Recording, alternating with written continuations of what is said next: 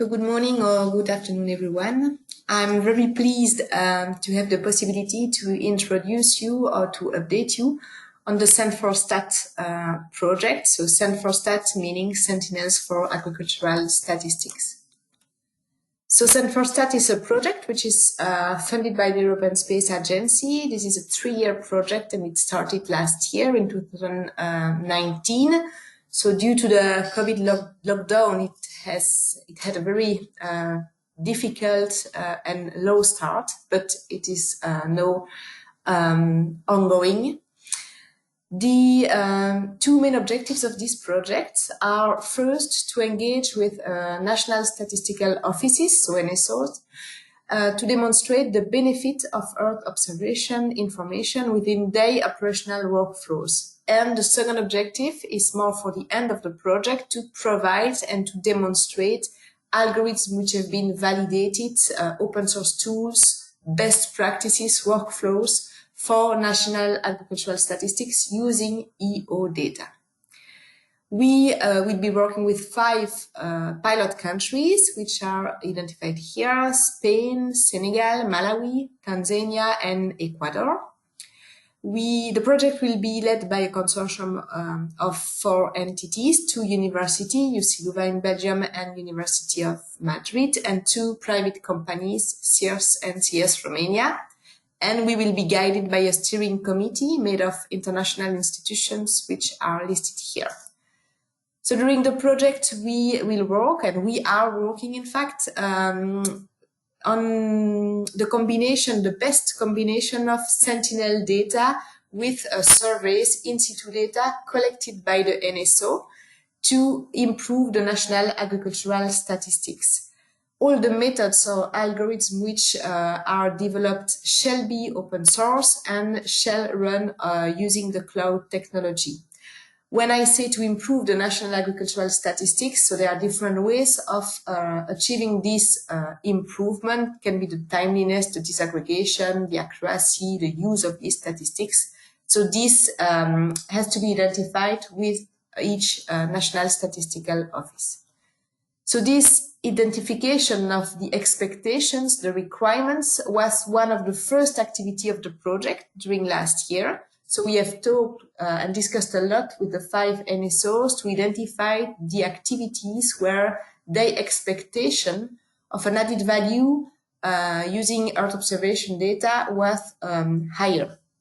And we identified 7 groups of use cases, which I will present here, which will be presented here. So the first use case is about the cost efficiency, improving the accuracy of the statistics at low cost using Earth observation data. So this use case is really related to the way we calculate the statistics and how we can maximize the accuracy while reducing or limiting the cost. The second use case is about the granularity of the statistics. Current sampling are often designed at national or regional level, but if you want to use this sampling to derive statistics over smaller areas, you do not have enough samples.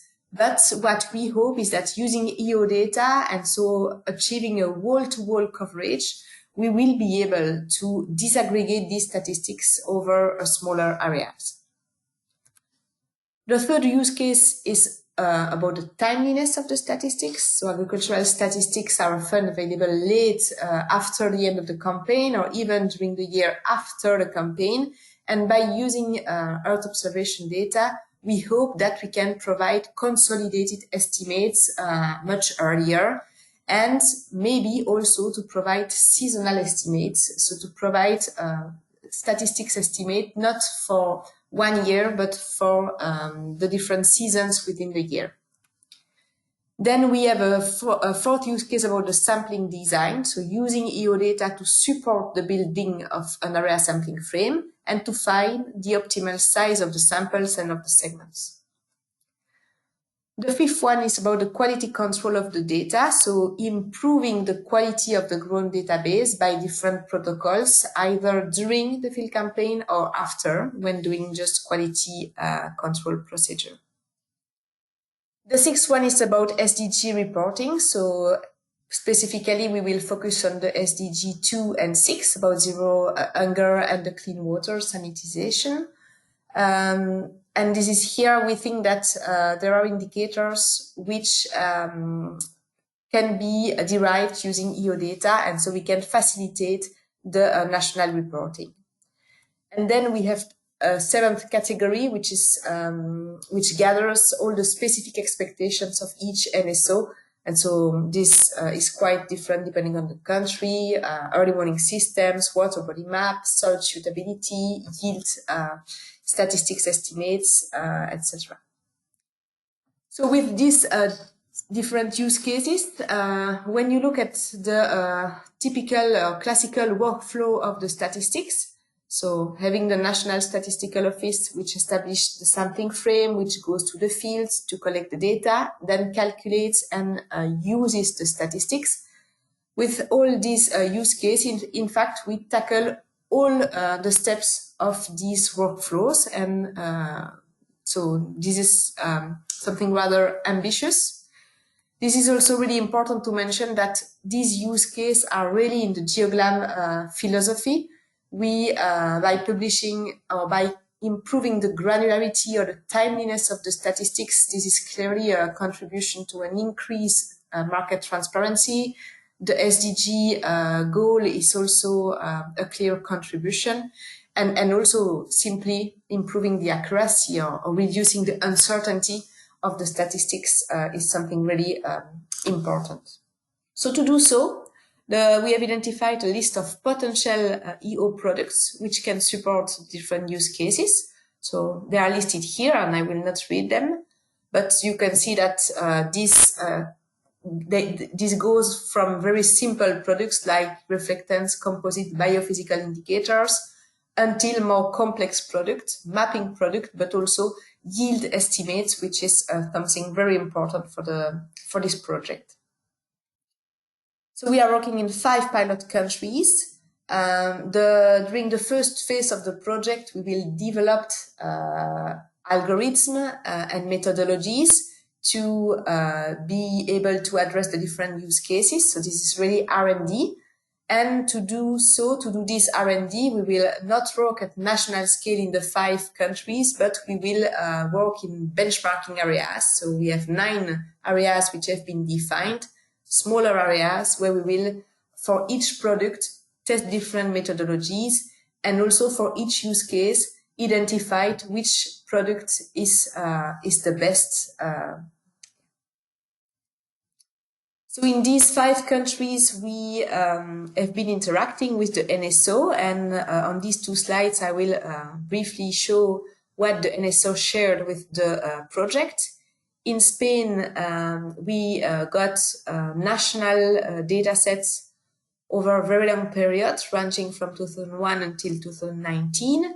And this data set consists of square segment polygons, where you have different plots, like you can see here on the slide, and for each plot you get the length of a class. So this is incredible data set.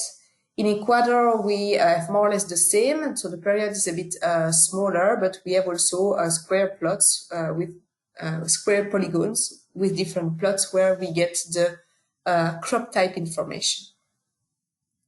In Senegal and Malawi, the situation is a bit different because here we are working with a database of points. It means that we have a GPS coordinates at the level of the household and not at the level of the parcel. So it makes the situation a bit more difficult. We are still thinking on how we can manage that. In Senegal, we have GPS traces of around 4,000 parcels, and so these GPS were used to measure the area of the parcel, and the traces were recorded and archived, and so we will be able to use that to get the parcel's boundaries. In Malawi, we do not have anything in terms of parcel boundaries, and so the use of the dataset probably will be more complicated. The 5th country is Tanzania, but in Tanzania, so far we did not get access to a dataset which allows us starting working. All this R&D is ongoing. It will last again until the end of this year and maybe the first month of 2021. And the objective is really to be able to define, to design a Sen4Stat tool which is modular and flexible. Of course, we will not start from scratch. We will build on the Sen2Agri and Sen4Cap heritage. But what are the specificities of this Sen4Stat tool? We will be using Sentinel-1, Sentinel-2, and using a pixel-based approach. This is really key. So in Sen2Agri, we were pixel-based, but only with Sentinel-2. In Sen4Cap, we combine already Sentinel-1, Sentinel-2, but we were working by object. Here, we need to be by pixel using Sentinel-1, Sentinel-2. We will develop modules for the crop mapping, but also for the estimation of the yield. And the Sen4Stat tool will also include a dashboard for data analytics. The objective is to get something very modular. We know that it will be very difficult to get one solution which will fit all the countries and all the specificities of the agricultural system. And like Sen2Agri, like Sen4Cap, we plan to run on the cloud. And here we need really to be optimized for national scale processing and to pay specific attention to the security and privacy. We know that it will be very challenging to get the NSO putting the data on the cloud, and so we need to be very creative also by thinking about machine-to-machine protocols, for instance. So this was for Sen4Stat. I will just present you 2 slides about a project which is named EOStat and which is led by FAO. So this project is really related to Sen4Stat. So it is lasting 1 year. So this is a project which will end at the end of this year. And this is really the preparing countries in the use of the EO technology by anticipation of the coming Sen4Stat. So this is really breaking the barriers to the adoption of the EO data for the production of the national agricultural statistics. So in 1 slide, you can see that this project is working in 2 countries, Senegal and Uganda. It involves FAO and UCLouvain. And this year, we are working with these 2 countries with Sen2Agri. So the objective is to use Sen2Agri to show them how Sentinel-2 and their survey can be used to map the cropland and the crop type at national scale in their country, and also to do that on the cloud. So this is really simple. This is not yet really agricultural statistics, but this is a project which aims at starting the capacity building, the training of the staff to get them prepared to a more advanced use of EO data towards the agricultural statistics. So this is really interesting also to see the full process to get the ministries engaged, involved in the adoption of this new technology. And that's all from me. Thank you very much. And if you have any question, feel free to send them to Ying.